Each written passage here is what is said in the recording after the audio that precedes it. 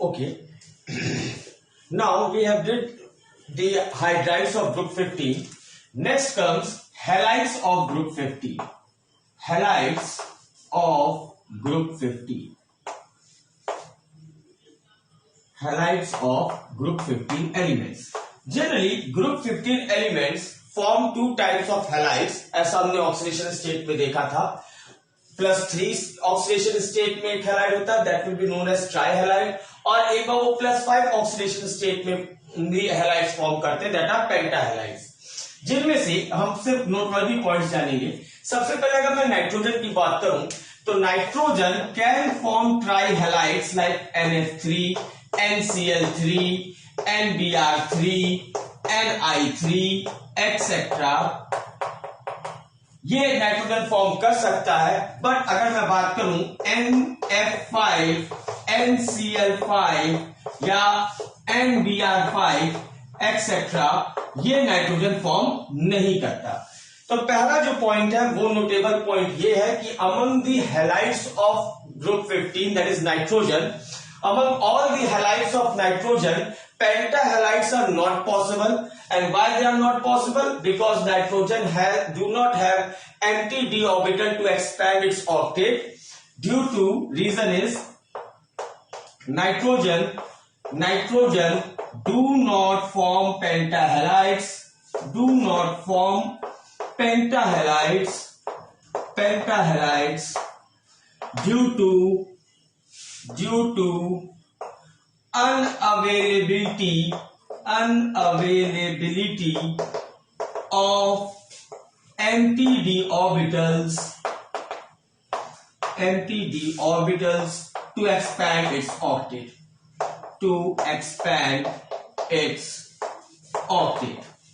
तो nitrogen generally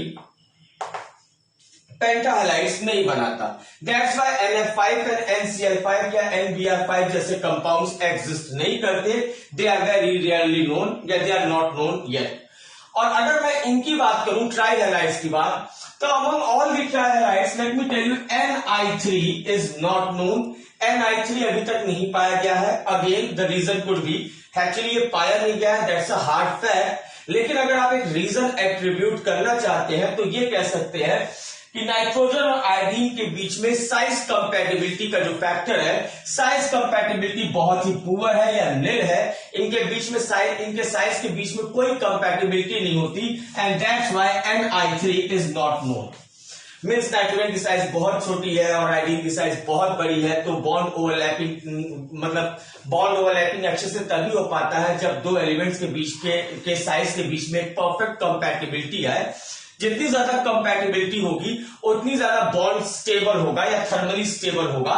लेकिन Ni3 क्योंकि नाइट्रोजन की साइज बहुत छोटी है और आयोडीन की साइज बहुत बड़ी है, इनकी साइज कंपैटिबिलिटी जनरली पुअर है and that's why Ni3 is not known till now. और अगर मैं इनकी बात करूं तो NF3 अगेन साइज कंपैटिबिलिटी के फैक्टर पे अगर आप देखिए, नाइट्रोजन और fluorine they both belong to the same period. इनका लगभग साइज एक दूसरे के सिमिलर है या सेम है, यानी कि इनके साइज के बीच में अच्छी खासी कंपैटिबिलिटी है. And that's why NF3 is the only trihalide of nitrogen that is stable. सिर्फ यही ट्राईहैलाइड नाइट्रोजन का ऐसा होता है जो कि स्टेबल होता है. लेकिन अगर आप NCl3 और NBr3 की बात करें तो these two ट्राईहैलाइड्स do exist but they are not as stable as NF3. So these two ट्राईहैलाइड्स are unstable. So that's about the halide formation of nitrogen. तो इसमें बस आपको बेटा दो बातें याद रखनी है. पहली बात कि नाइट्रोजन के पेंटाहैलाइड्स एग्जिस्ट नहीं करते due to unavailability of empty d orbitals to expand the octet. और दूसरा, among all the trihallides, NF3 is the most stable trihalide of nitrogen because of the size compatibility between nitrogen and fluorine molecule, and Ni3 is not known, yeah, it is not formed. Next we take on the trihalides and pentahalides of the other elements. क्योंकि nitrogen तो पेंटाहैलाइड बनाएगा नहीं, but और जितने भी elements हैं वो ट्राईहैलाइड्स और पेंटाहैलाइड्स दोनों ही बनाते हैं. लेट अस टेक से फास्फोरस का ट्राईहैलाइड होगा PCl3 या एनीथिंग PF3. फास्फोरस के PF3 भी आता है. फॉस्फोरस जनरली सभी हैलोजेंस के साथ ट्राई हैलाइड्स भी बनाता है और पेंटा हैलाइड्स भी बनाता है। PF3, PCl3, PBr3, PI3 ये सभी फॉस्फोरस के साथ भी पाया जाता है। और अगर मैं इसके पेंटा हैलाइड्स की बात करूं तो PF5, PCl5, PBr5, PI5 ये भी ये बनाता है। सिमिलरली अब आपको पता है कि +5 ऑक्सीडेशन स्टेट की tendency down the group decrease होती जाती है और +3 की tendency down the group increase होती जाती है। तो down the group +3 oxidation state मिलते जाता है, लेकिन down the group +5 oxidation state खत्म होते जाता है। ये ऐसा खत्म होता है कि बिस्मिथ का सिर्फ बिस्मिथ पेंटाफ्लोराइड ही एग्जिस्ट करता है और बिस्मिथ किसी और हैलोजन के साथ लाइक बिस्मिथ पेंटाक्लोराइड या बिस्मिथ पेंटाब्रोमाइड ये सारी चीजें आपकी नहीं बनती है। और इसके ऊपर वाले बाकी के जो है वो क्या नाम का है क्लोरीन, वो उनके क्लोराइड्स ब्रोमाइड्स जनरली मिलते हैं, बट नॉट एज इतने ज्यादा मात्रा में नहीं जितने फॉस्फोरस के मिलते हैं। और +3 की अगर हम बात करें तो डाउन द ग्रुप +3 की स्टेबिलिटी बढ़ती जाती है and hence bismuth forms CbICl3 भी मिलता है, BiF5F3 भी मिलता है एंड सो ऑन। बिस्मिथ लगभग +3 ऑक्सीडेशन स्टेट में सारे हैलोजेंस के साथ कंबाइन करता है। इतना आपको जानना नहीं है, बस यहाँ पे एक नोटेबल पॉइंट जो जानने वाली है कि बिस्मिथ के अगर आप हैलाइड्स की बात करें तो बिस्मिथ +5 रेयरली ही शो करेगा और +5 ऑक्सीडेशन स्टेट में वो सिर्फ फ्लोरीन के साथ कंबाइन कर सकता है एंड इट फॉर्म्स बिस्मिथ पेंटाफ्लोराइड। लेकिन +3 ऑक्सीडेशन स्टेट में सबसे ज्यादा स्टेबिलिटी बिस्मिथ की होगी, ये सारे हैलोजेंस के साथ कंबाइन कर सकता है। एक बात और बतानी है कि among all the elements of group 15 bismuth is the only metal. तो बिस्मिथ के जो भी हैलाइड्स होंगे वो आयनिक नेचर के होंगे, उसमें कोई भी कोवैलेंट नेचर नहीं होगा। लेकिन इसके अलावा जितने भी आपके एलिमेंट्स का जो हैलाइड्स होंगे they will be generally covalent in nature. तो इन पॉइंट्स को एक एक करके मैं आपको नोट करा रहा हूं, ये चीज आपको बस समझाने के लिए था। आपको क्या क्या चीजें जाननी है वो ये नोटेबल पॉइंट पहला ये है कि phosphorus forms halides both in +3 and +5 oxidation state, +3 and +5 oxidation state. Bismuth forms only one pentahalide,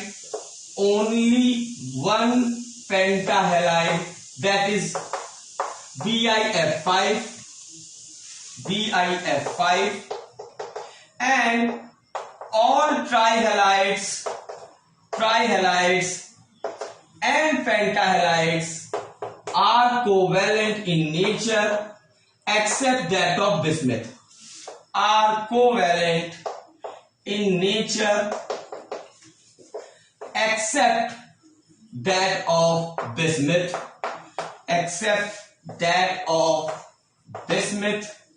bismuth के जितने भी हैलाइड्स होंगे they all will be ionic in nature and bismuth pentafluoride it will have some covalent nature because +5 oxidation state show करना वो covalency से ही possible है। और you can say all trihalides and pentahalides are covalent in nature except bismuth that is in +3 oxidation state. And yes, pentahalides are more covalent than trihalides. Pentahalides are more covalent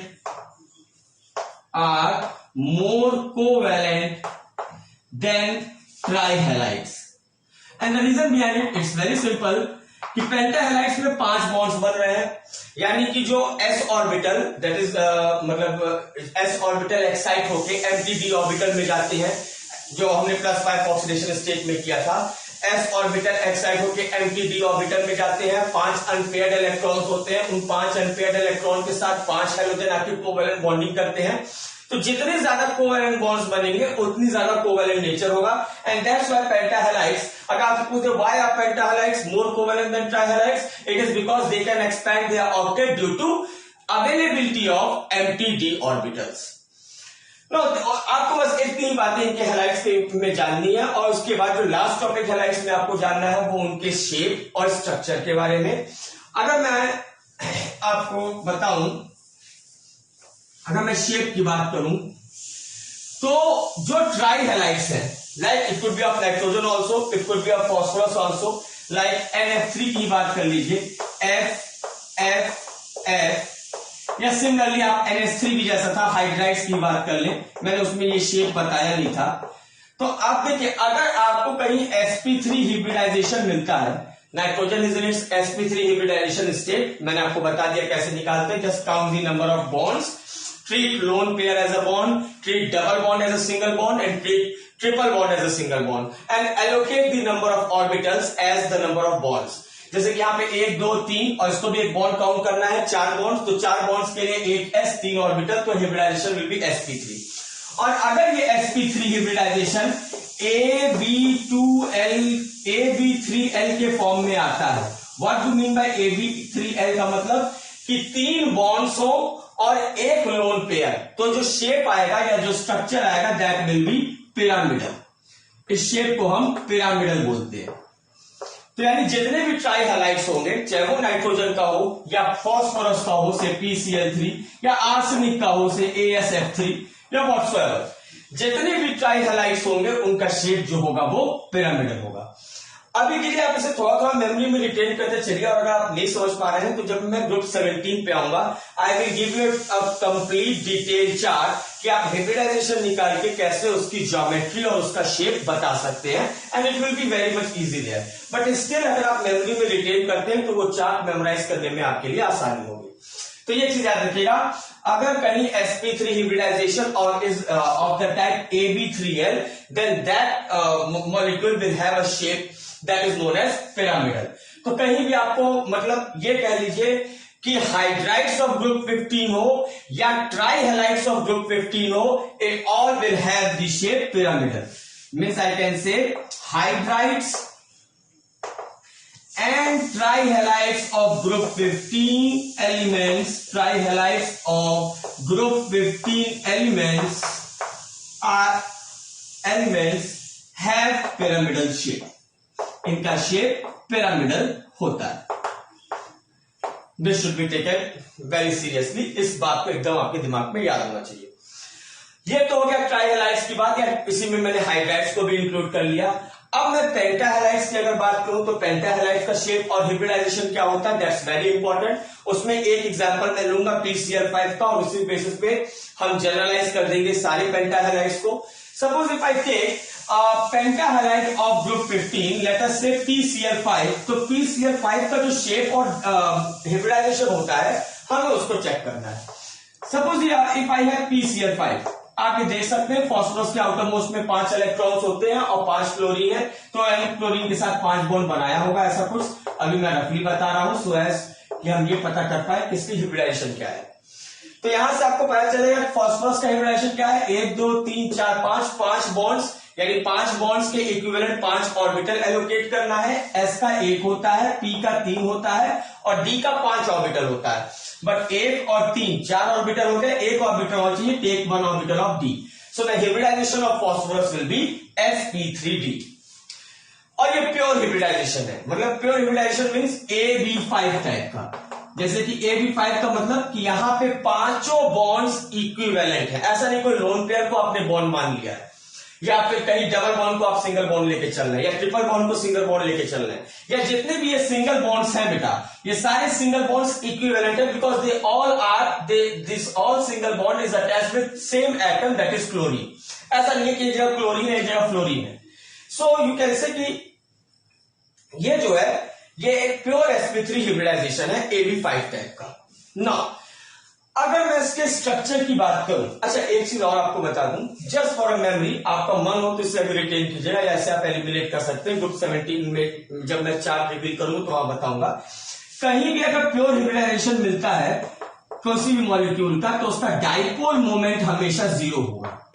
dipole moment will always be 0। Please take this point या note this point, या आपने chemical bonding में किया था, मतलब इसमें net dipole moment will be 0। Such kind of molecules are non polar in nature. ये जिन मॉलिक्यूल्स का डाइपोल मोमेंट 0 होगा वैसे मॉलिक्यूल्स आपके नॉन पोलर होंगे, और किन मॉलिक्यूल्स का डाइपोल मोमेंट 0 होगा, वो molecules which possess pure hybridization. Pure means all the bonds are same, और बॉन्ड सेम का मतलब ऐसा नहीं है कि लोन पेयर को आप बॉन्ड मान के चले या डबल बॉन्ड को, सारे सिंगल बॉन्ड्स हैं और सारे एक ही एटम से जुड़े हुए। अब अगर मैं इसके शेप की बात करूं तो इसका शेप ऐसा कुछ बनता है बेटा। लेट अस स्टेट कि आप एक इक्विलेटरल ट्रायंगल पहले बना लीजिए जस्ट टू मेक श्योर कि क्या इसका शेप होता है, और उसके सेंट्रॉइड में आप इस फास्फोरस को रख दीजिए और उसके तीनों वर्टेक्स पे आप Cl, Cl और Cl डाल दीजिए, और ये डालने के बाद फास्फोरस और Cl का ये बॉन्ड आप बना दीजिए। ऐसे 3 Cl ऐसे बन जाएंगे जो कि इस ट्रायंगुलर प्लेन में होंगे। अब मैं इनको हटा दे रहा हूं, ठीक है। ये 3 Cl बॉन्ड PCl5 के जो 3 Cl बॉन्ड्स हैं वो इस ट्रायंगल के प्लेन में आ जाएंगे। एक Cl इससे परपेंडिकुलर, जहां मेरा हाथ है इस बोर्ड से परपेंडिकुलर, और एक Cl इस बोर्ड से पीछे आके परपेंडिकुलर। तो आप देख सकते हैं ट्रायंगल का बेस है और उस पर 2 पिरामिड्स, अगर आप ऐसे ऐसे देखेंगे तो ये आपको एक पिरामिड की तरह नजर आएगा, एक ऊपर से पिरामिड और एक पीछे से पिरामिड। इस शेप को हम कहते हैं पेंटागोनल, सॉरी ट्राइगोनल, ट्रायंगल के बेस पे है trigonal bipyramidal. As the name suggest, एक ट्रायंगल के बेस पे 2 पिरामिड्स, एक पिरामिड ये और एक पिरामिड पीछे से। अगर मैं इसका एक 3D व्यू बनाने की कोशिश करूं तो it will look something like this. मैं अगर ट्रायंगल को ऐसे दिखाऊं यहां पे तो समथिंग लाइक दिस, ऐसे मैं दिखा रहा हूं। Let us take it like this something. ये फास्फोरस, ये Cl, ये Cl, ये Cl, और एक Cl ऐसे ऊपर और एक Cl ऐसे नीचे। तो that's the triangular base. This Cl, एक Cl नीचे एक Cl ऊपर। ट्रायंगल के प्लेन पे जो ये 3 बॉन्ड्स होते हैं बेटा, ये एक प्लेन पे हैं, और जैसे अर्थ का बीचों बीच इक्वेटर होता है उसी तरह इसको हम इस प्लेन पे, इस ट्रायंगल प्लेन पे जो 3 बॉन्ड्स बन रहे हैं इन्हें हम इक्वेटोरियल बॉन्ड्स बोलते हैं। These are known as equatorial bonds. और इस ट्रायंगल के प्लेन से ये जो 2 बॉन्ड्स परपेंडिकुलर हैं इन्हें हम कहते हैं axial bonds. These are known as axial bonds. अब एक क्वेश्चन बहुत कॉमन है, ये पूछा जाता है why are axial bonds longer than the equatorial bonds. Equatorial bond से एक्सियल बॉन्ड्स लंबे क्यों होते हैं? एक तो उसको देखिए, जहां भी अगर आप इस एक एक्सियल बॉन्ड को देखिए तो ये एक्सियल बॉन्ड में जो 2 इलेक्ट्रॉन्स हैं, ये इक्वेटोरियल बॉन्ड में भी 2 इलेक्ट्रॉन, यहां भी 2 इलेक्ट्रॉन, यहां भी 2 इलेक्ट्रॉन, और ये सभी इक्वेटोरियल, ये जो एक्सियल बॉन्ड है ये इक्वेटोरियल बॉन्ड से 90 डिग्री पे होगा। तो इक्वेटोरियल 3 बॉन्ड्स जो हैं वो एक्सियल बॉन्ड्स को रिपेल कर रहे होंगे, इसके इलेक्ट्रॉन को रिपेल कर रहे होंगे। एज रिजल्ट ये जो शेयर पेयर है थोड़ा और ऊपर तक गया होगा, जिसकी वजह से ये बॉन्ड लंबी हो जाती है। लेकिन अगर आप इक्वेटोरियल बॉन्ड्स की बात करें तो इनमें उतना ज्यादा रिपल्शन नहीं होता है। ये बॉन्ड तो इसे थोड़ा बहुत रिपेल कर देगा, लेकिन ये दोनों बॉन्ड उससे इतना दूर है। और अगर आप वेक्टर पढ़े तो वेक्टर में अगर 3 वेक्टर्स एक दूसरे से 120 डिग्री पे है तो उनका नेट 0 है, तो इन दोनों की वजह से इस पे अफेक्ट नहीं आएगा। It will suffer repulsion. जितना ये वाला बॉन्ड इसको इधर रिपेल करेगा उतना ही ये वाला बॉन्ड इसको इधर रिपेल करेगा। As a result net repulsion equatorial bond पे 0 हो जाएगा। लेकिन अगर आप एक्सियल बॉन्ड की बात करें तो ये भी इसको रिपेल कर रहा होगा, ये भी इसको रिपेल कर रहा होगा, ये भी इसको रिपेल कर रहा होगा। तो यानी हम ये कह सकते हैं कि axial bonds suffer more repulsion compared to equatorial bonds and hence they are longer in length compared to that of the equatorial bonds. तो axial bonds are longer then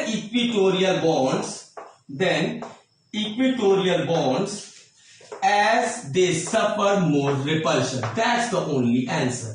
They suffer more repulsion. तो अब इस चीज में आप क्या जानेंगे कि जितने भी पेंटा हैलाइड्स होते हैं बेटा उनका जो शेप होता है दैट इज ट्रायंगुलर बाइपिरामिडल। और ट्रायंगुलर बाइपिरामिडल शेप में आपको क्या मिलता है? 3 बॉन्ड्स आपके एक ट्रायंगल के प्लेन में, एक बॉन्ड उसके ऊपर और एक बॉन्ड उसके नीचे। और ये जो ट्रायंगल के प्लेन में 3 बॉन्ड है जो कि एक दूसरे से 120 डिग्री पे है, ये वाले 120, 120, 120, इन्हें हम इक्वेटोरियल बॉन्ड्स कहते हैं। और जो एक्सियल एक्सिस पे या वो जो ट्रायंगल के प्लेन से 2 बॉन्ड परपेंडिकुलर है, एक 90 डिग्री ये और एक 90 डिग्री ये आपके एक्सियल बॉन्ड्स कहलाते हैं। और axial bonds will always be longer in length than the equatorial bonds because they will suffer more repulsion. और इसे PCl5 के लिए नहीं है, जितने भी आपके पेंटाहेलाइड्स हैं ये उन सब के लिए है। एक चीज और बतानी है इसमें जो बहुत इंपॉर्टेंट है, ये आपको पता करना होगा, ये अक्सर ये प्रॉब्लम पोज करता है कि अगर फॉस्फोरस +5 में ज्यादा स्टेबल है कंपेयर टू +3, लेकिन जब फॉस्फोरस को मैं हीट करता हूं, फॉस्फोरस पेंटाक्लोराइड को, तो ये PCl3 + Cl2 बनाता है। ऐसा क्यों? आपने देखा था +5 का oxidation state down the group घटता है, यानी फॉस्फोरस का सबसे ज्यादा स्टेबल होगा +5 ऑक्सीडेशन स्टेट, और +3 oxidation state down the group increase करता है, यानी फॉस्फोरस +3 ऑक्सीडेशन स्टेट उतना ज्यादा स्टेबल नहीं है। तो अगर स्टेबल नहीं है तो ऐसा क्यों है कि PCl5 को आप हीट करते हैं तो वो तुरंत ही PCl3 में कन्वर्ट हो जाता है, या यूं कहिए कि फॉस्फोरस का ट्राइक्लोराइड फॉस्फोरस के पेंटाक्लोराइड से ज्यादा स्टेबल है। एंड द रीजन इज, इसका कभी रीजन आपसे पूछेगा नहीं, बट ये चीज आपको याद रखना है कि क्लोरीन गैस अगर आपको बनाना है तो सबसे इजीएस्ट एंड कन्वीनियंट वे है just to heat phosphorus pentachloride. Heat the crystals of phosphorus pentachloride, immediately you will get chlorine gas. और इसका रीजन अगर आप एक मतलब ये कहिए कि आप प्रेडिक्ट करना चाहते हैं तो आप ये ऐसे समझ सकते हैं, फॉस्फोरस के इर्द गिर्द 5 क्लोरीन इतना ज्यादा वो क्राउडिंग कर देंगे कि क्लोरीन एटम्स एक दूसरे को रिपेल करते हैं। That's why they become a bit unstable। और इसलिए थोड़ी सी अगर उनको हीट या थोड़ी सी भी आप एनर्जी प्रोवाइड करेंगे, 2 क्लोरीन एटम्स तुरंत छोड़ के क्लोरीन मॉलिक्यूल बना देंगे, और उसके बाद जो 3 Cl आएगा, there will be some distance between them and they could be easily accommodated within a molecule। इसलिए फॉस्फोरस PCl5 उतना ज्यादा स्टेबल नहीं होता due to crowding, but PCl3 is more stable, दो phosphorus forms stable oxidation state under +5 and +3 also, वो भी stable होता है, बट +5 वाला ज्यादा स्टेबल होता है। तो क्या ये रीजन है, आपको याद कर रखना, जस्ट ये चीज हमेशा याद रखिएगा, PCl5 को आप जब भी हीट करेंगे you will get its trichloride along with the release of chlorine gas. इससे आप क्लोरीन गैस इजिली आप बना सकते हैं। And with this trihalides and pentahalides comes to an end. अब अगला जो है oxides of group 15, and that 2 oxides of nitrogen is very important from the composition point of view also and from the board points of view also। So please यहां तक धीरे धीरे इसको करते रहिएगा, क्योंकि इसके बाद सब चीजें थोड़ी सी टिपिकल होते जाएंगी। आप एक दिन में इन सभी को नहीं कर सकते, एटलीस्ट P ब्लॉक एलिमेंट्स को आप हर एंगल से अगर तैयार करना चाहते हैं, it will cost about 20 to 25 days। So B with me, मिलते हैं अगले लेक्चर में। Thank you.